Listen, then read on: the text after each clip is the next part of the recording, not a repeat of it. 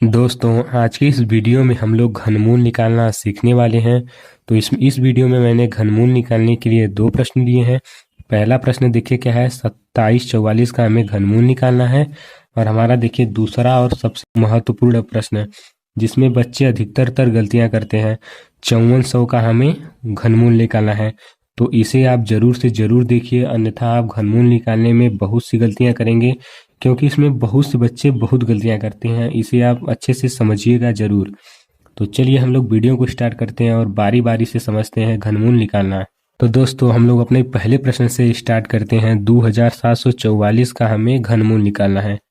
तो घनमूल निकालने के लिए दोस्तों हम लोग क्या करेंगे, एक लाइन सीधे खींच लेंगे और एक लाइन इस तरीके से खींचकर लिख लेंगे। अब देखिए हम लोग क्या करेंगे, सबसे पहले भाग लगाएंगे।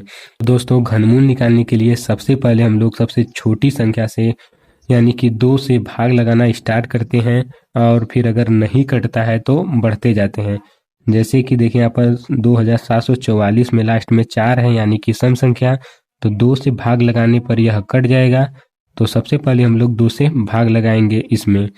तो जब 2 से हम लोग भाग लगाएंगे तो 2 को भाग 2 में दीजिए, 2 1 का 2, ये कट गया। तो अब 2 का भाग हमें 7 में देना है। तो 2 का भाग हमें 7 में इस तरीके से देना है कि या तो 7 के बराबर आए या तो 7 से छोटा आए, लेकिन 7 से बड़ा नहीं होना चाहिए।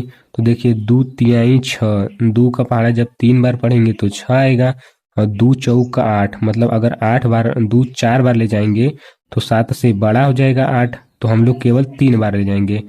तो 2 तिहाई में 6 आ जाएगा और हासिल हमारा बचेगा 1। अब जब यहाँ पर हासिल 1 बचेगा, इसके बगल में 4 है, तो हमारा हो जाएगा 14। और 2 का भाग हम लोग अब 14 में देंगे। तो 2 सत्ते 14, यहाँ पर कट जाएगा। अब देखिए यहाँ पर केवल बचा 4। तो 2 का पहाड़ा जब 4 में पढ़ेंगे तो 2 दूना के 4, मतलब कि यहाँ पर आ जाएगा 2। देखिए दोस्तों, जब 2 का भाग हम 2744 में भाग देंगे तो 1372 आएगा। अब दोस्तों यहाँ पर देखिए, यह अंत में फिर सम संख्या है। तो हम लोग 1372 में फिर से 2 का भाग लगाएंगे। तो इस तरीके से लाइन खींच लेंगे और 2 का भाग लगा देंगे। तो 2 का भाग जब इस तरीके से पढ़िए कि यह या तो 13 के बराबर आए या तो 13 से कम आए, लेकिन उससे ज़्यादा नहीं होना चाहिए। तो 2 छक्के 12 करने पर यह यहाँ पर 13 से छोटी संख्या आ रही है। तो हम ले जाएंगे 6 बार, हासिल में आएगा हमारा 1, और 1 और 7 मिलकर हमारा हो जाएगा 17। अब देखिए 2 अट्ठे 16, 17 से कम है, तो 8 बार ले जाएंगे और हासिल में हमारा आएगा 1, और 1 और 2 मिलकर दोस्तों हमारा हो जाएगा 12। और 2 का पहाड़ा हम इस तरीके से पढ़ेंगे कि या तो बराबर 12 के आए या तो छोटा है। लेकिन देखिए 2 छक्का 12 बराबर हो जा रहा है, तो हम लोग केवल 6 बार ले जाएंगे। 2 छक्का 12, तो यहाँ पर लिख देंगे 6 और इस तरीके से लाइन खींच लेंगे। दोस्तों अब देखिए यहाँ पर फिर से सम संख्या आ गया, तो हम लोग फिर 2 से भाग लगाएंगे। तो 2 से भाग लगाएंगे जब, तो 2 तिहाई 6, मतलब 3 बार जाएगा। अब देखिए यह कट गया। अब 8 में लगाएंगे जब 2 से भाग, तो 2 चौक का 8, तो 4 हो जाएगा, मतलब ये भी कट गया। अब बचा 6, तो 2 का भाग जब 6 में लगाएंगे तो 2 तिहाई 6, तो 3 बार ले जाएंगे। अब दोस्तों 343 लिखकर इस तरीके से लाइन खींच लेंगे। अब देखिए यहाँ पर 343 के लास्ट में 3 आ गया, विषम संख्या। अब यह इसमें 2 से भाग नहीं जाएगा। अब दोस्तों हम लोग पहले इससे 2 से बड़ी संख्या यानी कि 3 से भाग लगाएंगे। लेकिन देखिए 3 से भाग लगाने पर 343 नहीं कटेगा, तो हम उससे बड़ी संख्या लेंगे। 5 से भाग लगाएंगे, 5 से भी नहीं कटेगा। देखिए दोस्तों 7 से भाग लगाने पर 343 कट जाएगा। तो हम लोग यहाँ पर 7 से भाग लगाएंगे, लिखेंगे 7। अब देखिए 7 से भाग लगाइए, 7 के 7, 7 दूनी 14, 7 त्रिके कई, 7 चौक 28, 7 पच्ची 35, मतलब 5 बार ले जाने पर 34 से ज़्यादा 35 आ जा रहा है। तो हम लोग 4 बार ले जाएंगे। 7 चौक 28, हासिल में आएगा हमारा 6, और देखिए यहाँ पर है 3, तो हम लोग लिख देंगे यहाँ पर 3, मतलब कि 63। 7 का पहाड़ा हम लोगों को 63 में पढ़ना है। तो 7 के 7, 7 दूनी 14, 7 त्रिके कई, 7 चौक 28, 7 पच्ची 35, 7 छंग 42, 7 सत्ते 49, 7 8 56, 7 9 63, मतलब 9 बार में यह कट जाएगा। तो हम लिखेंगे यहाँ पर 9। अब देखिए दोस्तों यहाँ पर आ गया 49। तो अब फिर से हम लोग लाइन काट लेंगे, और अब इसे तब तक काटते जाएंगे जब तक कि यहाँ पर 1 ना आ जाए। अब देखिए 49 में हम लोग 7 से फिर भाग लगा सकते हैं, तो लिखेंगे 7, 7 सत्ते 49, 7 बार जाएगा, यहाँ पर लिखेंगे 7। अब देखिए दोस्तों यहाँ पर 7 बचा, तो फिर से 7 से भाग लगाएंगे तो यहाँ पर आ जाएगा 1। मतलब कि 27 44 का अभाज्य गुणनखंड देखिए ये इतना आ गया। तो देखिए अब दोस्तों अब हम लोग घनमूल कैसे निकालते हैं, तो हम लोग नीचे कर लेते हैं 27 44 रूट, इसको रूट में कर लेंगे और यहाँ पर 3 लिख देंगे। घनमूल का चिन्ह यहाँ पर 3 होता है।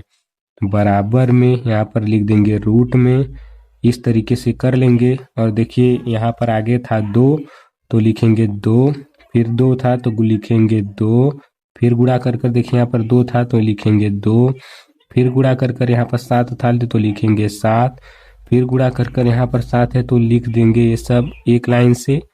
अब दोस्तों इस तरीके से लिख कर बाहर में यहाँ पर इधर 3 लगा देंगे क्योंकि यह घनमूल का चिन्ह होता है। तो बराबर में देखिए 2 गुणे 2 गुणे 2 3 बार है दोस्तों, तो यहाँ पर इसे हम 3 बार ले लेंगे। और 7 गुणे 7 गुणे 7 ये भी 3 बार है, तो इसे हम 1 मान लेंगे। क्यों मानेंगे? क्योंकि घनमूल में हमें 3 3 का जोड़ा लेना होता है। अगर 3 संख्याएं नहीं होती तो उनका जोड़ा नहीं लेते, उनका गुणा कर अंदर लिखते। लेकिन देखिए यहाँ पर जोड़ा मिल गया तो इसे हम रूट के बाहर कर लेंगे केवल एक बार। 2 गुणे 2 गुणे 2 को केवल एक बार बाहर करेंगे, गुणा है तो बीच में गुणा। और 7 गुणे 7 को केवल एक बार बाहर करेंगे और इसे गुणे कर इस तरीके से लिख देंगे। बराबर में 7 का गुणा जब 2 करेंगे 7 दूना के 14। तो देखिए रूट में 27 44 का दोस्तों जो घनमूल आएगा वह आएगा 14 और यही हमारा आंसर आ जाएगा। तो चलिए दोस्तों हम लोग अपना नेक्स्ट क्वेश्चन देख लेते हैं, 5400 का घनमूल निकालना। तो 5400 का घनमूल निकालने के लिए सबसे पहले हम लोग अभाज्य गुणनखंड कर लेंगे। तो सबसे पहले हम लोग 2 से भाग लगाएंगे, तो 2 दूना के 4, हासिल आएगा हमारा 1 तो हो जाएगा 14 और 2 सत्ते हो जाता है 14, तो यहाँ पे लिखेंगे 7 और 0 को इस तरीके से 0 उतार लेंगे। फिर दोस्तों देखें यहाँ पर 0 है, फिर 2 से भाग लगाएंगे तो 2 1 का 2 कट गया है। अब यहाँ पर बचा 7। अब 2 का भाग जब हम 7 में देंगे तो देखिए उससे कम 6 आता है, तो 2 3 6 मतलब 6 आ जाएगा। तो यहाँ पर ले जाएंगे 3 बार, हासिल में आ जाएगा 1 और 0 मिलकर हमारा हो जाएगा 10। 2 का भाग जब 10 में देंगे तो 5 बार जाएगा, 2 पंजे 10 तो यहाँ पर लिखेंगे 5, 0 है तो 0 उतार लेंगे। अब दोस्तों देखिए फिर यह 2 से कट जाएगा, फिर से हम लोग 2 से भाग लगाएंगे। तो 2 से भाग लगाने पर 2 छक्का 12, हासिल में आ जाएगा हमारा 1 और यहाँ पर 5 है तो 15। अब 2 का भाग हम इस तरीके से पढ़ा कि 15 से कम आए, तो 2 सत्ते 14, हासिल में फिर आ जाएगा 1 और 0 यहाँ पर मिलकर हो जाएगा 10। अब फिर 2 पंजे 10 हो जाएगा, तो यहाँ पर लिखेंगे 5। तो इस तरीके से यहाँ पर लिख देंगे 5। अब दोस्तों देखिए 675 में 3 से भाग लगाने पर यह कट जाएगा। तो देखिए 2 से नहीं कट रहा है, अब 3 से भाग लगाएंगे। तो 3 से भाग लगाएंगे जब, तो 3 दूना के 6, 6 खत्म हो गया।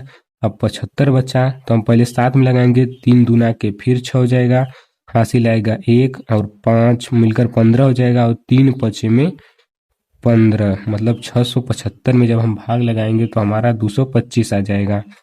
अब फिर दोस्तों देखिए यह 3 से कट जाएगा, तो फिर 3 से भाग लगाएंगे, 3 सत्ते 21, हासिल आएगा 1 और 15। तो 3 का भाग जब 15 में देंगे तो हो जाएगा 3 पंजे 15, यहाँ पर आ जाएगा 75। तो दोस्तों यहाँ पर देखिए 75 भी 3 से कट जा रहा है, तो फिर से हम लोग 3 से भाग लगाएंगे। तो जब 3 से भाग लगाएंगे 3 दूना के 6, हासिल आएगा 1 और 5 मिलकर हो जाएगा 15 और 3 के 3, 3 पंजे 15 मतलब 5 बार जाएगा। तो यहाँ पर लिख देंगे इस तरीके से। अब दोस्तों देखिए 25 जो है वह 3 से नहीं कटेगा, तो अब हम लोग किससे लगाएंगे भाग? 5 से। 5 से 25 कट जाएगा, तो यहाँ से 5 से जब लगाएंगे भाग तो यहाँ पर आएगा 5, क्योंकि 5 पच्चे 25 हो जाएगा। और देखिए 5 में फिर 5 से लगाएंगे तो यहाँ पर आ जाएगा 1। इस तरीके से दोस्तों पहले हम लोग 5400 का अभाज्य गुणनखंड कर लेंगे। तो अब हम लिखेंगे 5400 रूट के अंदर और घनमूल का चिन्ह बाहर लगा देंगे बराबर में। अब यहाँ पर बड़ा सा ऐसे रूट लेकर लिख देंगे, रूट के अंदर जो भी ये संख्याएं हैं उनको गुणे कर लिख देंगे। देखिए 2 हमारा 1 2 3 बार है, 3 भी 1 2 3 बार है, 5 2 बार है, इसे हम लिख लेंगे। तो 2 गुणे 2 गुणे 2 गुणे में 3 गुणे 3 गुणे 3 गुणे में 5 गुणे 5 हो गया। तो इस तरीके से दोस्तों यह 5400 का जो इधर था उसे हम गुणा कर कर लिख लेंगे। अब दोस्तों हम लोग क्या करेंगे, यहाँ रूट के बाहर 3 लगा देंगे। अब बराबर में देखिए यहाँ पर दो जो है 3 बार है, गुणे में तो उसे हम लोग एक बार कर लेंगे जैसे हम लोग पहले किए थे। और देखिए दोस्तों 3 गुणे 3 भी देखिए 3 बार है, तो इसे भी हम लोग एक कर लेंगे। लेकिन देखिए यहाँ पर 5 गुणे 5 केवल 2 ही बार है, तो इसे हम नहीं लेंगे, इसे हम रूट के अंदर ही रहने देंगे। देखिए कैसे, अब देखिए 2 है 3 बार, तो इसे हम केवल एक बार 2 लिखेंगे। गुणा है तो गुणा 3 गुणे 3 3 बार है, तो इसे हम लोग एक बार कर लेंगे, इसे भी रूट के बाहर ले लेंगे। और रूट के अंदर में हम लोग यहाँ पर लिख देंगे 5 गुणे 5 5 गुणे 5, इसे ऐसे ही लिख देंगे। तो दोस्तों अब हम लोग क्या करेंगे, 3 दूना के 6 लिख देंगे, 3 दूनी के 6 और रूट में 5 गुणे 5 मतलब 5 गुणे 5 मतलब 25, रूट में इसे ऐसे ही लिख देंगे। और इस तरीके से रूट मतलब जो 5400 का घनमूल है वह 6 करड़ी के अंदर क्यूब में आ जाएगा 25। तो यही दोस्तों हमारा आ जाएगा 5400 का घनमूल। तो आई होप आपको वीडियो पसंद आया हो। तो अगर वीडियो पसंद आया हो तो वीडियो को लाइक कीजिए और हमारे चैनल को जरूर से सब्सक्राइब कीजिए। और वीडियो देखने के लिए आपका दिल से धन्यवाद।